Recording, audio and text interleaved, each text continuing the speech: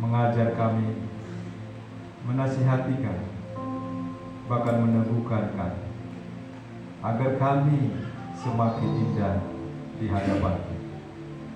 Roh Kudus yang menolong membimbing kami untuk mengerti memahami kebenaran firman Tuhan. Hamba-Mu yang Tuhan percaya, adalah Tuhan urapi apapun yang keluar dari bibir mulut hamba-Mu, kiranya Tuhan berbicara bagi kami semua. Terima kasih Bapa, kami siap menyambut firman Tuhan. Di dalam nama Tuhan Yesus kami berdoa dan bersyukur. Haleluya. Amin. Silakan duduk jemaat Tuhan yang saya kasih dalam nama Tuhan Yesus. Shalom. Sekali lagi shalom. Saya ajak kita buka Alkitab firman Tuhan di dalam Kejadian pasal 22 1 sampai 19.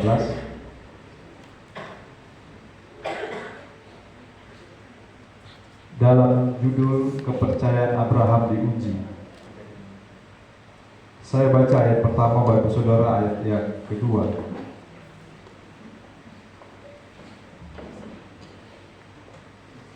Setelah semuanya itu, Allah mencoba Abraham.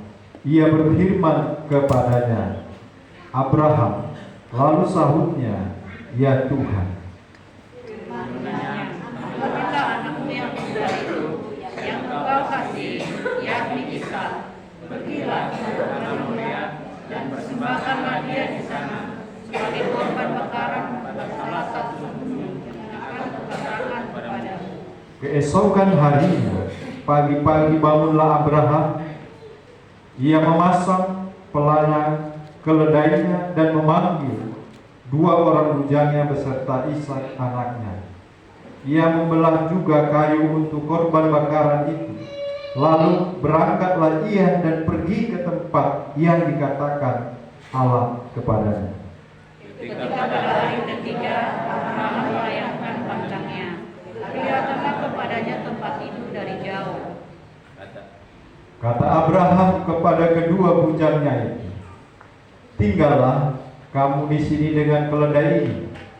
Aku beserta anak ini akan pergi ke sana. Kami akan sembahyang. Sesudah itu kami kembali kepadamu. Lalu Abraham mengambil kayu untuk korban bakaran itu dan menghidupkannya ke atas bahu Ishak anaknya. Sedang di tangannya dibawanya api dan pisau. Demikianlah keduanya berjalan bersama-sama. Lalu berkatalah Ishak kepada Abraham, ayahnya, Bapa. Sahut Abraham, ya anakku. Bertanyalah ia, di sini sudah ada api dan kayu, tetapi di manakah anak domba untuk korban bakaran itu? Sahut Abraham, Allah yang akan menyediakan anak domba untuk korban bakaran baginya anakku. Demikianlah keduanya berjalan bersama-sama. Sampailah mereka ke tempat yang dikatakan Allah kepadanya. Lalu Abraham mendirikan mezbah di situ. Disusunnyalah kayu ikatnya Ishak anaknya itu, dan diletakkannya di mezbah itu, di atas kayu api. Sesudah itu Abraham mengulurkan tangannya, lalu mengambil pisau untuk menyembelih anaknya. Tetapi berserulah malaikat Tuhan dari langit kepadanya, Abraham, Abraham. Sahutnya, iya Tuhan. Lalu ia berfirman, jangan bunuh anak itu dan jangan kau apa-apakan dia, sebab telah kuketahui sekarang bahwa engkau takut akan Allah dan engkau tidak segan-segan untuk menyerahkan anakmu yang tunggal kepadamu. Lalu Abraham menoleh dan melihat seekor domba jantan di belakangnya, yang tanduknya tersangkut dalam belukan. Abraham mengambil domba itu, lalu mengorbankannya sebagai korban bakaran pengganti anaknya. Dan Abraham menamai tempat itu Tuhan menyediakan. Sebab itu sampai sekarang dikatakan orang di atas gunungan akan disediakan. Untuk kedua kalinya berserulah malaikat Tuhan dari langit kepada Abraham. Katanya, aku bersumpah demi diriku sendiri, demikianlah firman Tuhan, karena engkau telah berbuat demikian dan engkau tidak segan-segan menyerahkan anakmu yang tunggal kepadamu. Aku akan memberkati engkau berlimpah-limpah dan membuat keturunan sangat banyak seperti bintang di langit dan seperti pasir di tepi laut, dan keturunanmu itu akan menduduki kota-kota musuhnya. Oleh keturunanmu lah semua bangsa di bumi akan mendapat berkat, karena engkau mendengarkan firman. Dan sama-sama. Kemudian kembalilah Abraham kepada kedua pujanya, dan mereka bersama-sama berangkat ke Betseba, dan Abraham tinggal di Betseba. Amin. Yang berbahagia adalah setiap kita yang membaca, merenungkan, dan melakukan firman Tuhan. Shalom. Sekali lagi shalom. Hari ini kita mau berbicara tentang satu hal yang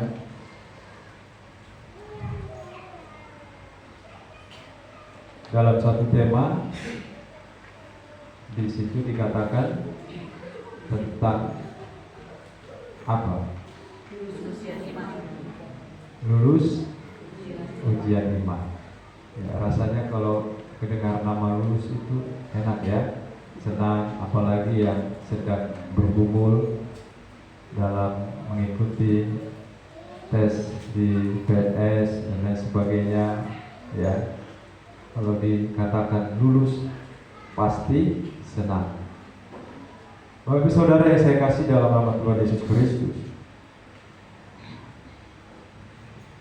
Abraham dikenal sebagai bapak orang yang beriman, bapak orang yang beriman. Gelar itu Bapak Ibu Saudara tidak semata disematkan atau diberikan kepada Abraham,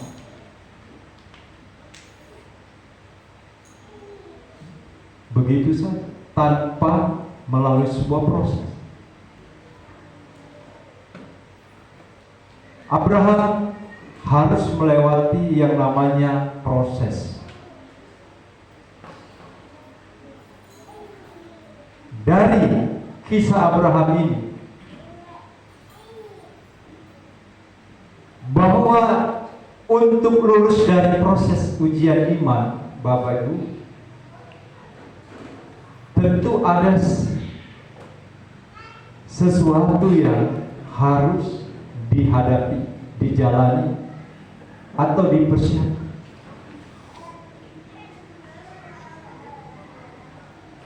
Di dalam pembacaan firman Tuhan yang kita baca tadi, bahwa Abraham lulus dalam ujian iman. Apa ujian imannya? Ujian imannya adalah Abraham diminta untuk mengorbankan anaknya, mempersembahkan anaknya Ishak menjadi korban bakar di tempat yang Tuhan katakan yang namanya di Gunung Moria.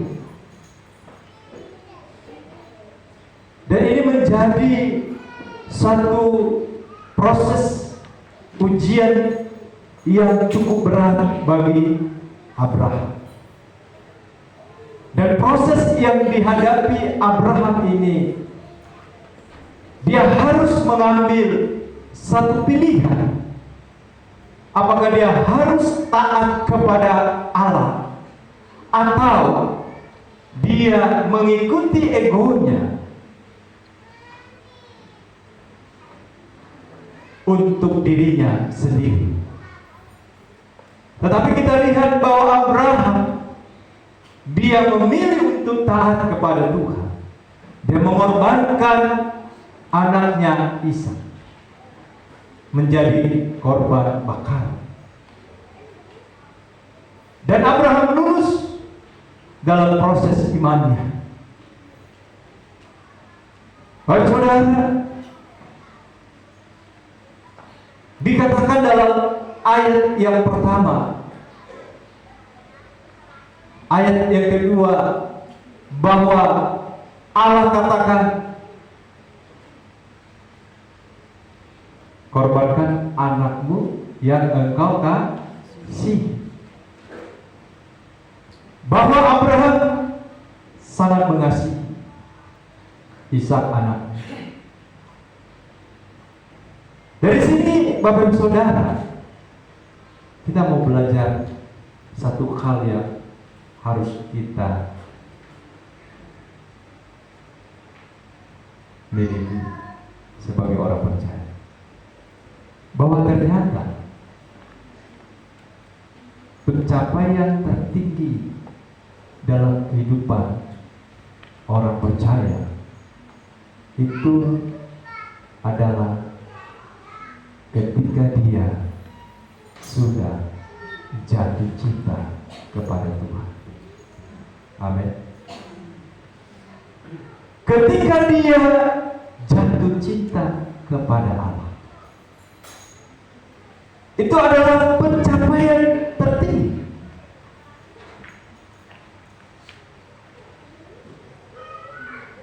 Abraham memiliki pencapaian hidup.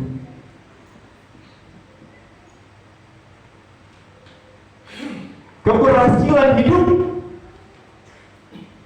kesuksesan hidup yang tertinggi yang dimiliki Abraham adalah dia mencintai Tuhan, mencintai Allah.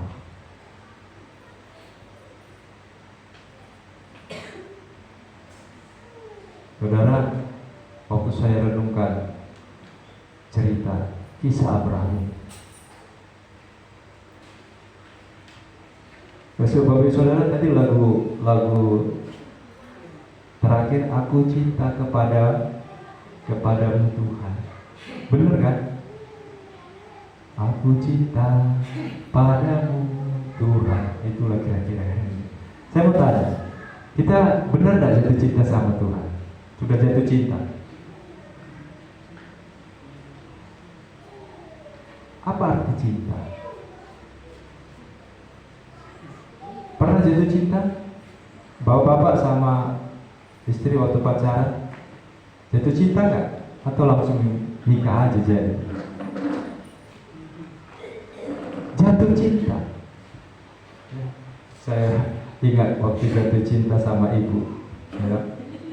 Waduh, itu masih punya HP yang bisa SMS saja, ya.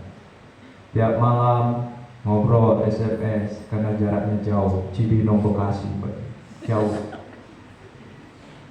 Jadi kalau karena sudah cinta, kalau sudah SMS gimana kabar, gini cerita panjang lebar sampai habis pulsa baru berhenti. Tapi nggak apa-apa, namanya cinta. Namanya cinta nggak apa-apa, mau jauh mau dekat, pokoknya namanya cinta. Bahkan ya kalau namanya cinta itu korban apa saja pun dibuat, ya. Nah, nanti anak muda rasakan nanti kalau jatuh cinta, ya. Lebih baik tidak makan, yang penting ketemu dia. Waduh. Pas pula yang ketemu nggak bawa duit, tambah lapar. Abraham, Bapak Saudara, bahwa dia bisa melewati proses ujian iman ini karena dia benar-benar dia cinta sama Tuhan. Cintanya kepada Allah itu menjadi pencapaian tertinggi dalam hidupnya.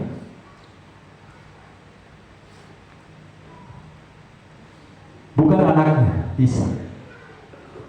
Bukan harta kekayaannya. Banyak orang sekarang mengejar pencapaian hidup itu adalah bagaimana supaya dia dikenal banyak orang. Bagaimana supaya orang menghormati dirinya. Banyak orang mengejar pencapaian hidupnya, dilihat bagaimana dia memiliki jabatan yang lebih hebat. Bagaimana supaya dia memiliki kekayaan yang melimpah. Bahkan di media sosial kita lihat menunjukkan pencapaian hidupnya dengan menampilkan kekayaan-kekayaannya, rumahnya yang mewah, sofanya yang bagus, gajinya yang besar, pendidikannya yang tinggi, S1, S2, S3 sampai S berapa, saya tidak tahu.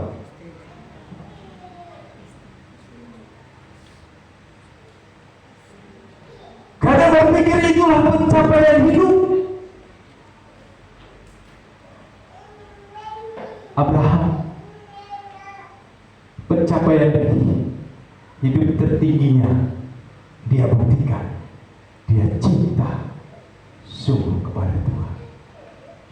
Sehingga apapun yang Tuhan minta, apapun yang Tuhan mau katakan, dia tetap taat. Jadi kalau Bapak Ibu Saudara kita belum pada saat pencapaian tertinggi yaitu cinta kepada Dia, memang kita tidak akan pernah bisa berubah hidup kita. Hidup kita akan sama seperti dunia. Karena memang kita belum ada cinta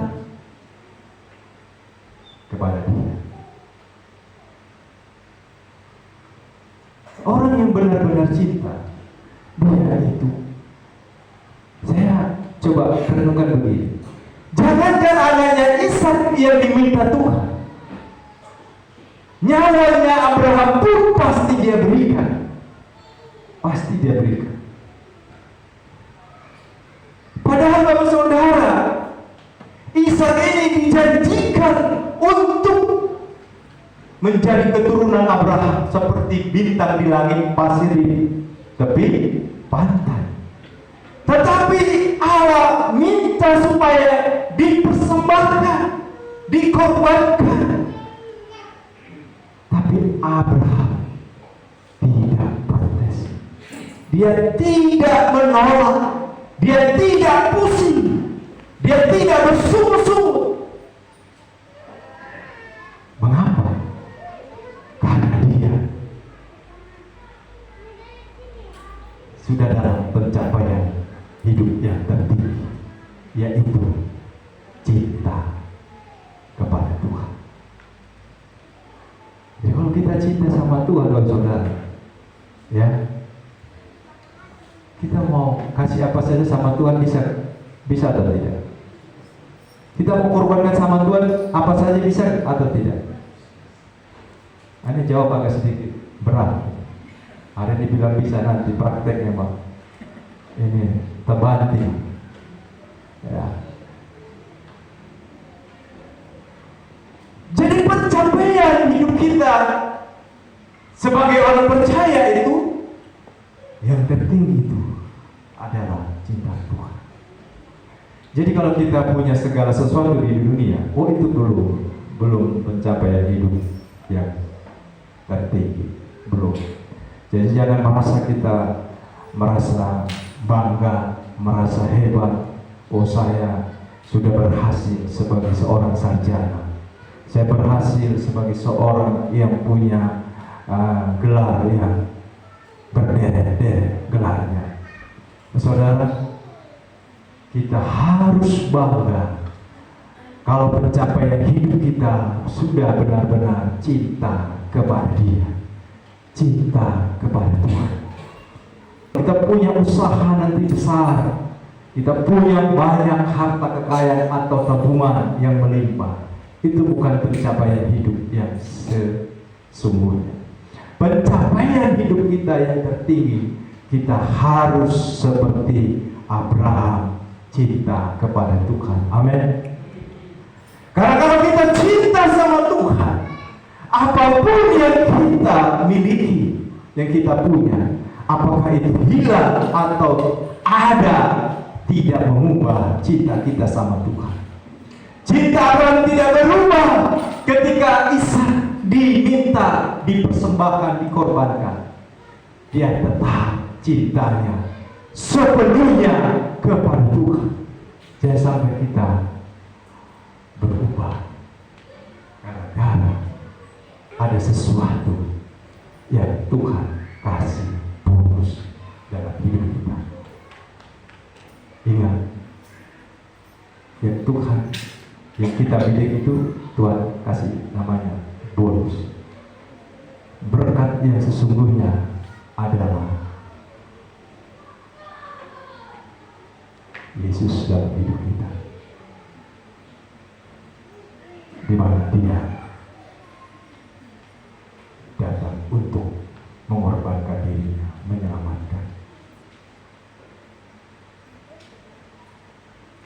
Pencapaian hidup yang luar biasa ketika kita sudah tahap cinta kepada Dia. Rasa nyaman, rasa yang menurut kita paling berharga di dunia yang kita miliki, itu tidak menjadi sesuatu yang bisa mengikat kita, tidak bisa menjadikan kita lupa kepada Tuhan, cinta Tuhan.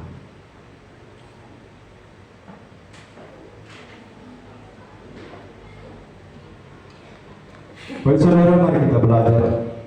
Ada dua hal yang ingin saya bagikan.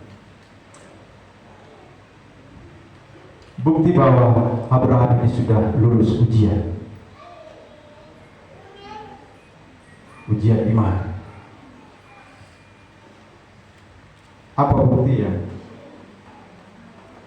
ingin kita lihat? Yang pertama, Bapak Saudara, bahwa ayat yang kedua kita baca, bisa ditampilkan ayat kedua. Kita baca sama-sama, 1, 2, 3. Firman-Nya, ambillah anakmu yang tunggal itu, yang engkau kasihi, yakni Ishak. Pergilah ke tanah Moria dan persembahkanlah dia di sana sebagai korban bakaran pada salah satu gunung yang akan kukatakan kepadamu. Dari sini kita melihat bukti dia lulus ujian iman, dan Tuhan katakan bahwa engkau sudah membuktikan kasih imanmu kepadaku, kata Tuhan. Bukti yang pertama, Bapak Saudara, Abraham lebih mengasihi Tuhan dari segala-galanya. Abraham lebih mengasihi Tuhan dari segala-galanya. Amin. Dia lulus ujian dalam imannya, karena sudah terbukti bahwa dia mengasihi Tuhan lebih dari segala-galanya. Artinya begini, segala-galanya itu semua yang ada di dalam hidup, termasuk anaknya yang dia kasihi, yang dia sayangi. Bayangkan Bapak Saudara, saya sampai merenung begini, waktu kami sharing juga di keluarga Pak John dalam persekutuan doa. Waktu Allah minta Abraham persembahkan Ishak, apakah dia tidak bicara dulu dengan istrinya?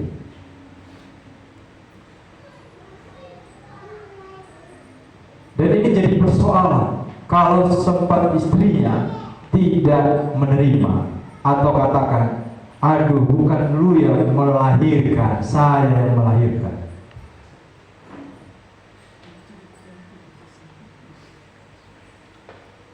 Saudara,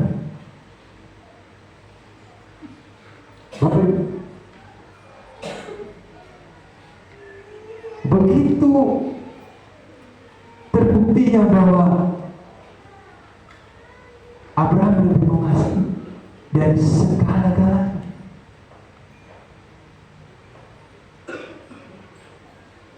Bahkan mungkin juga kalau Sarah berkata jangan, atau katakan lihat ke saya sebagai istrimu, ya, pastilah istri berusaha untuk merayu-rayu suaminya supaya jangan korbankan dia.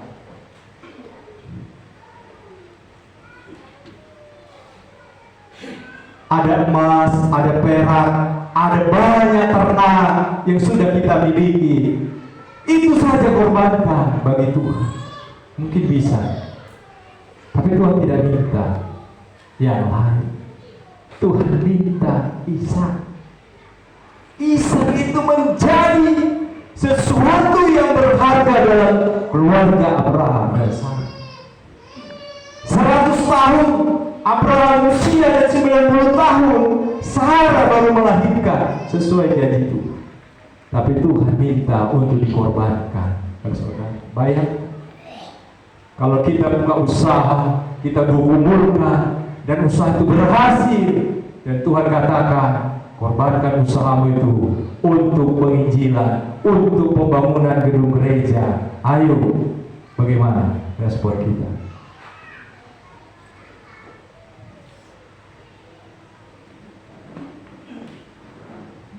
Pasti kita akan berkata, tidak semudah Abraham. Saudara, Tuhan izinkan segala sesuatu dalam hidup kita untuk membuktikan kita benar-benar mengasihi Dia lebih dari segalanya atau tidak.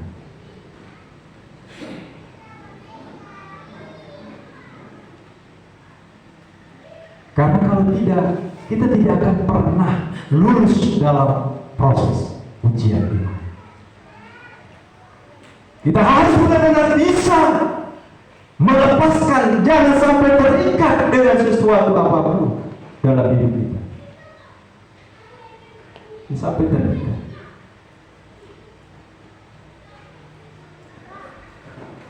Abraham tidak terikat dengan apa? Dia sayang anaknya, ya sayang. Sebagai seorang bapak, dia sayang. Tapi kalau Tuhan minta, dia berikan tanpa ada protes. Saudara, pencapaian hidup yang luar biasa. Abraham sampai tahap cinta kepada Allah. Jangan katakan aku cinta Tuhan. Hidup kita saja tidak berubah. Karakter kita saja masih seperti dulu.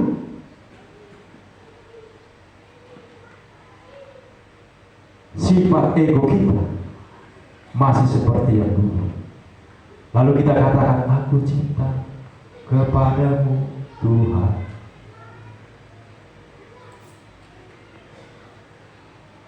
Saudaranya masih dibenci, masih rasa dendam, tidak bisa mengampuni, lalu berkata aku cinta padamu Tuhan.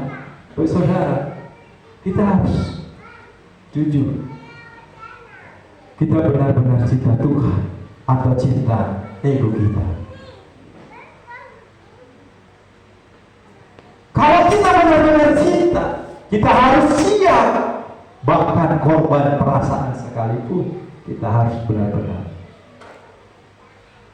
berani mengorbankan.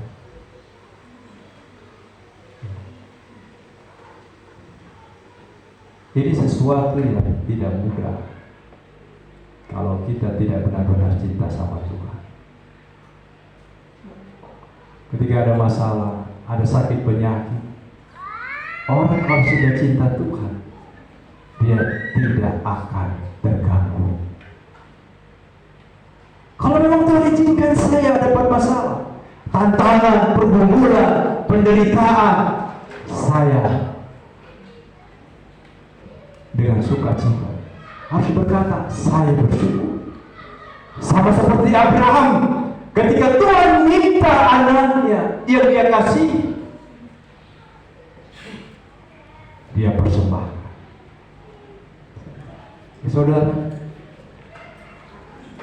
yang harus kita kejar adalah pencapaian hidup yang tertinggi, yaitu cinta Tuhan.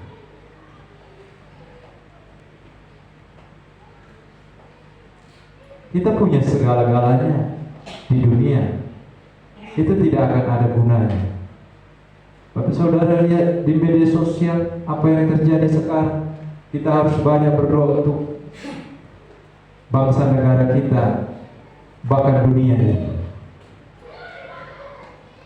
Bahwa pengamat politik sudah memprediksi kemungkinan besar terjadi perang dunia ketiga. Dan kalau itu terjadi,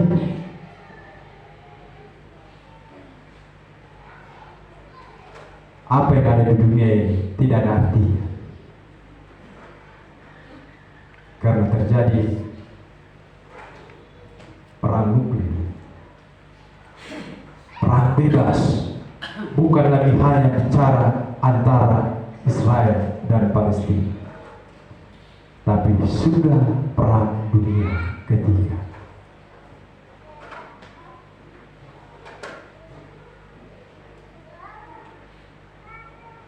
Orang-orang yang mengasihi Tuhan lebih dari segala-galanya tidak akan takut, tidak akan stres. Kenapa? Karena dia sudah benar-benar cinta Tuhan. Saudara pastikan kita benar-benar sudah tahu yang tertinggi, yaitu cinta kepada Allah.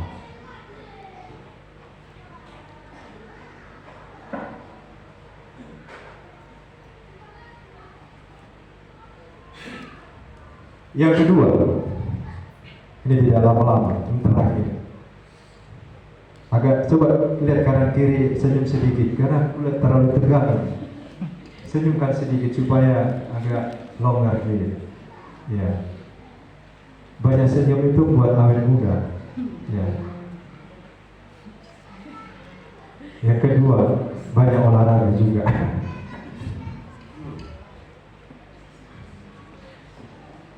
Yang kedua, bukti bahwa Abraham telah lulus ujian iman. Yang kedua, bagi saudara, yang kita lihat di sini yaitu bahwa Abraham menempatkan Tuhan sebagai yang terutama dalam hidupnya. Dalam ayat 12, kita baca dulu. Ayat 12.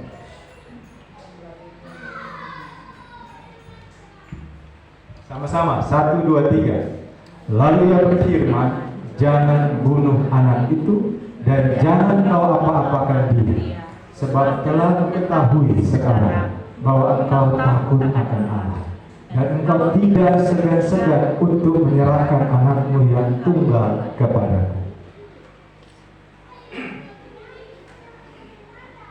Bukti bahwa dia, Abraham, lulus dalam proses iman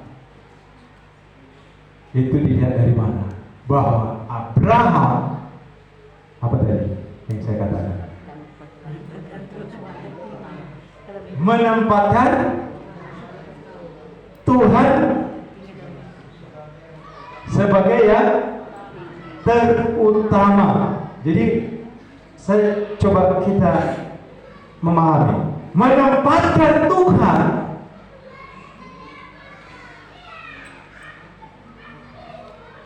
dalam hidupnya sebagai yang terutama.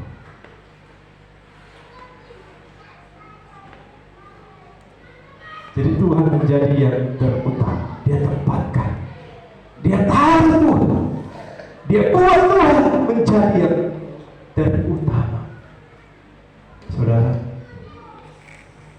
wah ini kalau kita menghayat merenungkan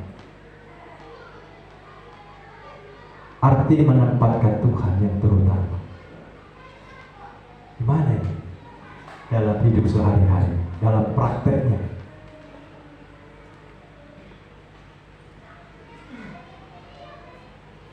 Kalau Matius 6 ayat 33 hafal ya.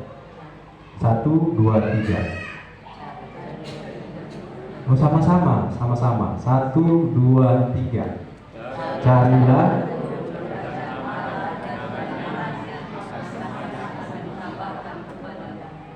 ya, itu juga bisa menempatkan Tuhan lebih terutama, lebih utama. Jadi Bapak Saudara, Abraham menempatkan Tuhan sebagai yang terutama dalam hidupnya. Dia bukan Yang terutama bukanlah Ishak, bukan juga istrinya, bukan juga harta bendanya, tetapi siapa? Tuhan. Bagaimana cara kita menempatkan Tuhan menjadi terutama dalam hidup sehari-hari, dalam prakteknya? Ini harus kita benar-benar paham. Contohnya begini Bapak Ibu Saudara, menempatkan Tuhan yang terutama dalam hidup. Kita harus selalu mengutamakan Dia. Ya hiduplah, hidup dalam kebenaran. Contohnya Bapak Ibu Saudara, kita harus bisa memprioritaskan Dia, mendahulukan Dia. Ketika kita bekerja, misalnya kita bekerja di satu perusahaan atau sebuah kantor dan lain sebagainya, bahkan sebagai dosen dan lain sebagainya, kita harus mengutamakan Tuhan, menempatkan Tuhan terutama di dalam hidup kita. Bagaimana caranya? Kita hidup seperti yang Tuhan perintahkan. Hidup benar. Amin. Hidup benar. Jadi lebih memilih hidup benar daripada hidup yang tidak benar.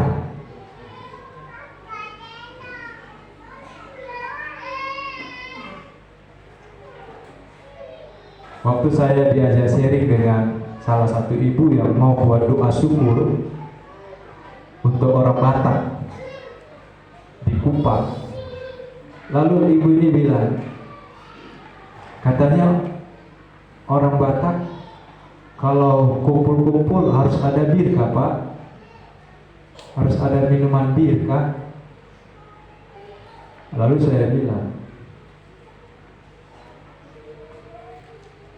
kalau saya prinsipnya tidak boleh, karena kita harus jaga hidup kita terutama untuk Tuhan, bukan untuk orang, bukan untuk manusia. Jaga hidup kita terutama untuk siapa? Untuk Tuhan. Jadi menempatkan diri yang terutama dalam hidup kepada Tuhan, kita tetap memilih yang Tuhan mau, bukan yang manusia mau.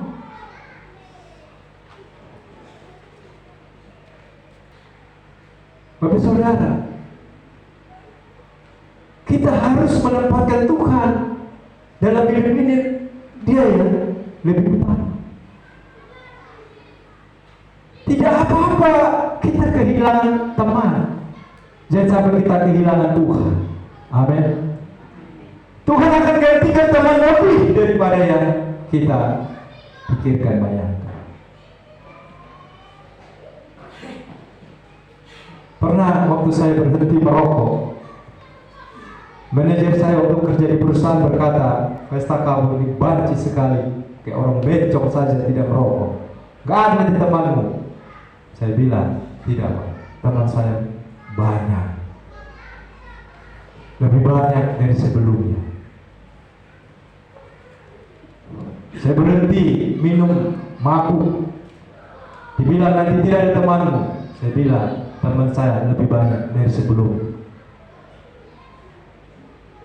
saya punya teman. Lebih banyak. Saudara, kenapa? Karena mau menempatkan Tuhan lebih utama. Bukan masalah mau sok-sok rohani, tidak. Itu hanya bahasa atau kata-kata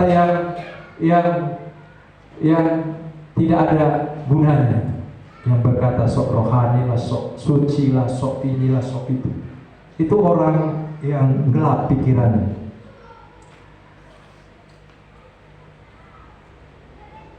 Kita belajar Abraham menempatkan Tuhan dalam hidupnya menjadi hidup apa? Perhatikan Abraham, dia mau Jadi Bapak Ibu Saudara, kalau kita dipercayakan sesuatu di dalam tugas pelayanan, ada halangan, ada yang mencoba untuk membuat kita di luar sana, mari ikut pelayanan, mari begini-begini, sepertinya bagus, tapi kita harus melihat mana yang benar-benar Tuhan mau. Kita sudah dipercayakan, sama seperti saya, Tuhan sudah utus untuk memberitakan Injil, mengembalakan, bukan untuk yang lain. Menempatkan Tuhan lebih.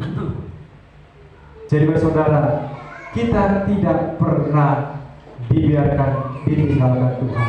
Ketika kita cinta kepada Dia, sekalipun kita korbankan semua habis, Tuhan tetap katakan, aku akan memberkati kau berlimpah-limpah.